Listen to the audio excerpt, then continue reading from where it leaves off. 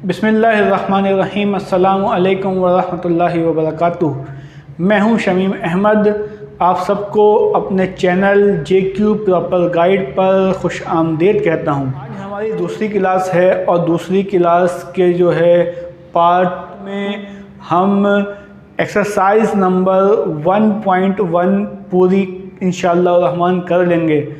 تو آئیے چلتے ہیں آج کون کون سے کوشچن جو ہیں ہم سالو کر رہے ہیں۔ Question number 7، Sindh text book board, یاد رہے سندھ ٹیکسٹ بک بورڈ کی جو کتاب ہے میتھس کی، میٹرک کی، اس سے ہم پڑھ رہے ہیں، اور یہ کتاب جو ہے وہ دونوں آرٹس اور سائنس گروپ جو ہے ان دونوں کے لیے جو ہے یہ استعمال ہوتی ہے۔ تو یہ پڑھ رہے ہیں ہم۔ سوال نمبر 7 ہے اس کتاب کے اندر، is there any sub set which has no proper sub set? If yes specify the set. پوچھا جا رہا ہے کیا ایسا کوئی سیٹ ہے جس کا کوئی پراپر سب سیٹ نہ ہو؟ اگر ہے تو اس سیٹ کا نام بتائیں، کون سا سیٹ ہے وہ؟ تو پراپر سب سیٹ کی جو ڈیفینیشن ہے وہ آپ کے ذہن میں ہونی چاہیے کہ پراپر سب سیٹ کی ڈیفینیشن کیا ہے۔ اگر یہ ڈیفینیشن آپ کے ذہن میں ہوگی تو آپ جو ہے وہ اس سوال کو آسانی کے ساتھ حل کر سکیں گے۔ تو کانسیپٹ جو ہے بہت ضروری ہے۔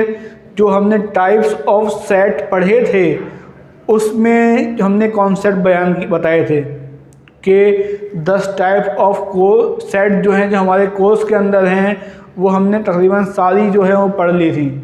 اب وہ اگر آپ کو سمجھ میں نہیں آیا تو دوبارہ سے وہ والی ویڈیو دیکھیے گا اور سمجھنے کی کوشش کیجیے گا کہ پراپر سب سیٹ کیا۔ سب سیٹ میں ہم نے پڑھا تھا کہ اگر سب سیٹ جو ہے وہ مین سیٹ کے برابر ہو، اس کے پراپر سب سیٹ کے جو اندر ایلیمنٹ ہیں وہ مین سیٹ کے برابر ہوں تو وہ امپراپر سب سیٹ کہلاتا ہے۔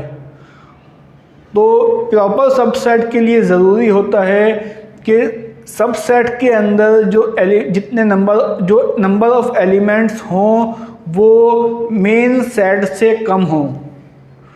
تو ایسا صرف ایک ہی سیٹ ہوتا ہے جس کے جو نمبر آف ایلیمنٹس ہیں وہ مین سیٹ سے کم نہیں ہوتے۔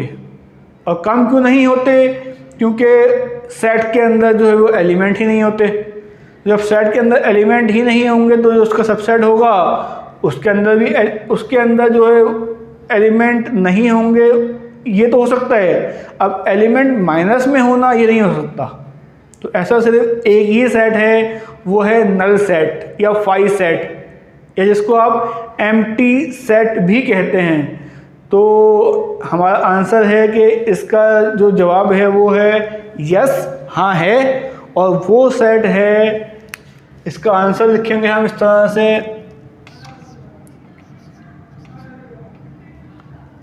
یس، اور دوسرے پارٹ کا آنسر لکھیں گے نل سیٹ یا ایمپٹی سیٹ۔ 8ویں سوال کی طرف چلتے ہیں۔ 8ویں سوال میں پوچھا جا رہا ہے find the set which has only one proper sub set. اب بالکل اسی طرح کا جو کوشچن نمبر 7 ہے اسی طرح کا سوال ہے۔ اس میں پوچھا جا رہا تھا کہ ایسا سیٹ بتائیں جس میں کوئی ایلیمنٹ جس کا کوئی پراپر سب سیٹ نہ ہو۔ اب یہاں پوچھ رہے ہیں کہ ایسا سیٹ بتائیں جس کے صرف جو ہے وہ ایک پراپر سب سیٹ ہو۔ تو وہی کانسیپٹ جو ہے وہ ہمیں اگر یاد ہوگا پراپر سب سیٹ کا تو ہم یہ سوال بھی آسانی سے کر لیں گے۔ کیا کانسیپٹ؟ کہ جو سب سیٹ ہے اس میں جو نمبر آف ایلیمنٹس ہیں وہ مین سیٹ سے کم ہوں۔ تو جتنے اس کا جو آنسر ہے وہ یہ ہے جتنے بھی ایک ایلیمنٹ والے سیٹ ہوں گے ان کا جو پراپر سب سیٹ ہوگا وہ 5 ہوگا۔ اور وہ 5 جو ہے وہ ہمارا اس کا آنسر ہوگا. تو ایک ہی جو ہے وہ طرح کے سیٹ ہوتے ہیں جن میں نمبر آف ایلیمنٹس 1 ہوگا جن سیٹ کے اندر, تو ان کا پراپر سب سیٹ جو ہے وہ صرف ایک ہی ہوگا, اور وہ آنسر ہوگا آپ کا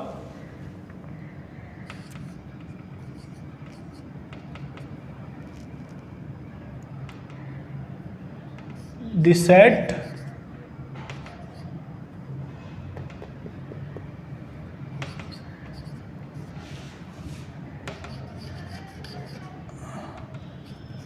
which contains only one element. اور ایک ایلیمنٹ والے سیٹ کو سنگلٹن سیٹ بھی کہتے ہیں. نیکسٹ کوشچن ہے, if number of elements in A equal to 10 then find power of A. اس سوال کو سالو کرنے کا جو طریقہ ہے وہ یہ ہے کہ ہم نے ایک فارمولا پڑھا تھا, وہ فارمولا یہاں پہ یوز کریں گے.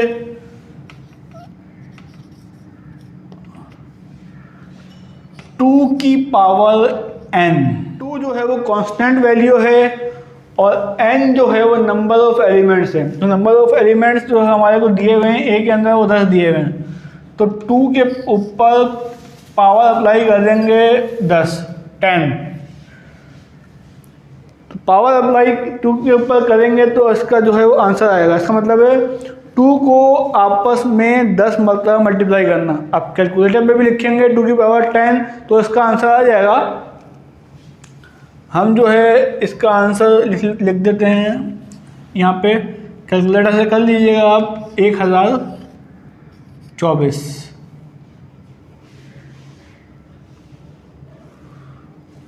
یہ تو تھا کوشچن نمبر 9.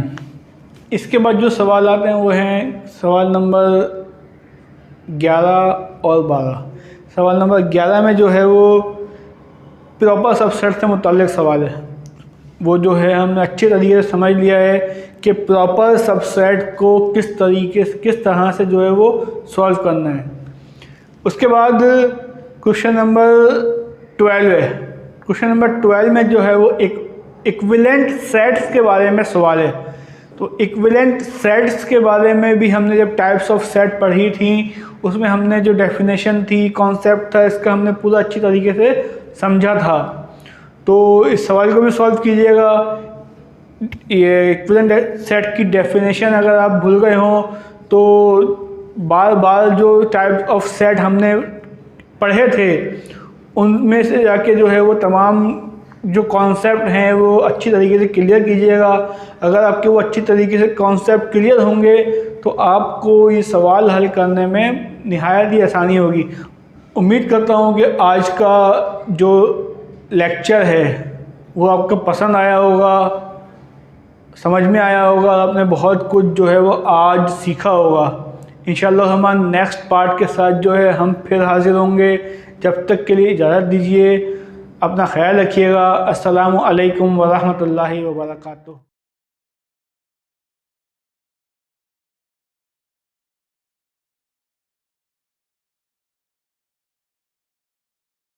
آج لے ان کی پناہ, آج ساڈی دعوت ہے ہر بندے نو حضور دی طرف آؤ.